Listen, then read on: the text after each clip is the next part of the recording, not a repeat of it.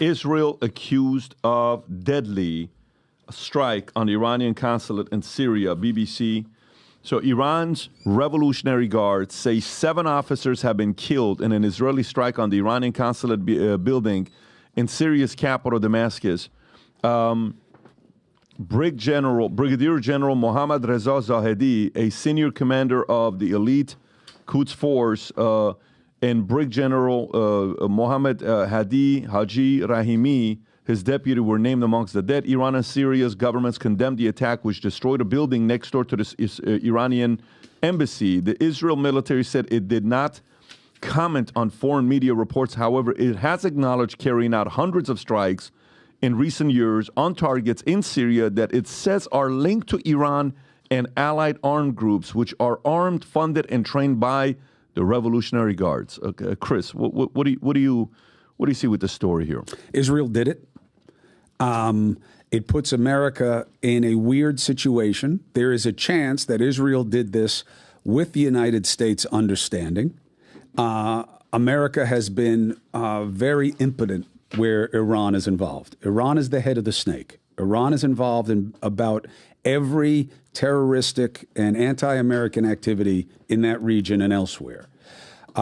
Israel is sending a message that you don't tell us what to do. Now, this may not be as big a deal as I was making it last night, because I believe the United States knew that this was going to happen. And they are at least tacitly okay with it. Why? Because we don't have the political will to go after Iran right now. The American people don't want it. They're afraid. It never works out in their interest as far as they're concerned. And I don't know that they're wrong. But this is absolutely going to ramp it up, because now all of their proxies, and we're seeing it already, they got hit in Galilee. Hezbollah is launching more rockets. You have an Iraq militia that is Iran-sponsored, is now hitting them from the west. It's going to ramp up. And the idea that this was going to go away, it's not going to go away. It's only going to expand. We've gone past the tipping point of this being able to end easily. And by the way, with all this noise, the one word we're not hearing is the word that should matter most to everyone listening to your podcast: the hostages. Mm-hmm. When do the hostages matter? Everything else matters more. Now we're in the Iran mode. Meanwhile, these people are rotting. They're being abused. They're being assaulted. Why don't they come home first? Why isn't that the first thing? Hamas, you want us to treat you fairly in any way? Give them back. Now, oh no, we'd be losing our leverage. You took them. Give them back. That should be the sole focus of the American negotiation. And it isn't. It boggles my mind. But they did this. I think they did this with U.S. understanding, and it's going to expand the footprint of this, and it's going to get uglier before it gets anything other than that. I completely agree with that. And you have to understand in U.S. foreign policy how we communicate sometimes. Sometimes we communicate with aid. 48 hours before this happened, the U.S. approved giving F-35s to Israel along with $3.8 billion of advanced guidance bombs. Why say that publicly? We do that in the evenings without the world know about it every Tuesday. Why say it now? We're sending a message to Syria and others. Hey, we are now sending advanced stuff, very advanced. This isn't F-15s. This isn't F-16s. This isn't the when you hear those numbers, those are planes around 25 years that are still, heroes of the sky. The F-35 is a very advanced aircraft that went with $3.8 billion to Israel. We're sending a message to people around there. This was a proxy hit. We knew about it. We knew it crossed the line. When you go on the other soil and you cross these sovereign lines, it's very symbolic, and it brings in. Israel was acting almost as a U.S. proxy because we want Hezbollah and those who know in Syria, listen, dudes, you don't cross over here. There's messages being sent to Hezbollah in many ways. Don't get in. And the way we're doing it is we allow Israel to cross the line, make a big hit, not a rocket, not a defense missile, not Iron Dome landing rockets over the border. Make a hit. And we say, oh, by the way, we're sending them advanced weaponry, very advanced weaponry. So it was huge. So let me ask you guys a question, though. So obviously the North Korea threat is kind of there. We have the China threat all the time. Russia always going to be our threat. Because now if they're bombing this guy in Syria, how much longer till they actually extend and they actually do attacks? We're not doing anything in Iran, have we? Has Israel and with cahoots with us bombed anything in Iran yet? How close are we to that happening? Officially? Israel has made it very clear that they will hit anywhere at any time where there's an existential threat. I do not think they would hesitate to hit anything that was Iran-backed specifically or owned, and they would hit inside Iran. Gotcha. Remember, they have a very different mentality than we do. You know, there is no substitute for existential threat. We've lived it once in our lifetime. 9/11 was perceived as an existential threat to at least the American way of life, if not to America's sovereignty. And it was nothing compared to what Israel is dealing with. And I don't have to tell you guys, you served. You know what we did in response to that situation. Oh, yeah. So Israel believes, how do we know this? The Israeli people, Netanyahu is seen as a malefactor right now. He's a bad guy, right? He's got to go. The policy's not going to change if he's gone vis-a-vis Hamas. No way. The war doesn't. I mean, you know, Adam, whatever you think about this, tell me.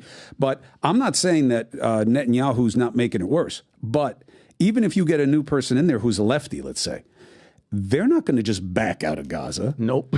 They're not just going to let Hamas continue to attack them, and now you got Hezbollah doing it. They're very different than us.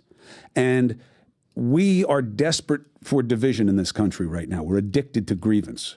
They are fingers that become a fist. I don't know what would make us become a fist, to be honest, and that's sad. They're going to keep doing this, and no one's going to tell them not to. Oh, yeah, well, we'll pull the aid. I don't think so. Yeah, whether it's Bibi Netanyahu, whether it's Benny Gantz, whether it's Naftali Bennett, whoever's coming in is going to keep the exact same strategy that is happening right now. Everyone's calling for the ceasefire.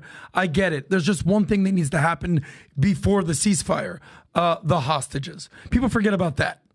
So in order for us to stop trying to win this war, we need to get our hostages back. And, you know, I make light of this, but they're literally negotiating with terrorists. Okay? So good luck with that. Here's what I'll tell you. You know, people make the metaphor. It's like, what happens if Mexico or Canada was, you know, dropping bombs in the United States? What would you do? It's actually a little bit more specific like that. Israel's basically like Washington, D.C. And all around them, whether it's Maryland, Virginia, South Carolina, North Carolina, Jersey, Delaware, New York, there's countries that are trying to kill them. And New York, the biggest bad boy in the region, is Iran. Now, PBD can speak to this for the rest of his life. He knows this more than anyone. How do they say it? Hamdu Marik. How do they say it? Marik bad I can't. Sorry, my Farsi is not what it used to be. But they're calling for the death of Israel. They're calling for the death of Jews. They're calling for the death of Americans. This isn't rhetoric. This is policy. So if you're Israel, you care about one thing and one thing only, the preservation of your country and your people. And you'll do anything to basically keep them alive. So if it has to do with taking a preemptive attack on Iran in Syria, we've done it before with Soleimani. They'll continue to do it, and they'll give zero apologies. And they, unlike America, are willing to stomach what comes with this, especially when it comes to nuclear situations. It's more complicated now with Gaza. It's a far more complicated situation. For people that know their history, this is in Israel's DNA. And if you go back and read about a historical event that was called the Raid on Entebbe, this is when Israel went and rescued a bunch of their own citizens on a hijacked aircraft, and it was very surgical and precise. Unfortunately, in the world in which we live, with tunnels and everything around Gaza, you cannot do it that way. And you wish it would, because it ends up being, the mess that it is right now. And it's horrifying. But it's in their DNA to say, I'm going to get my people back, and I'm going to go take care of this. PBD, can I ask you a question? Yeah. As someone who served in the military, this is genuine question. You know, the narrative around Iran and the Quds Force and everything is they're great at little attacks. They're great at funding terrorism. You know, they're the head of the snake. What war have they ever won in the last 40 years?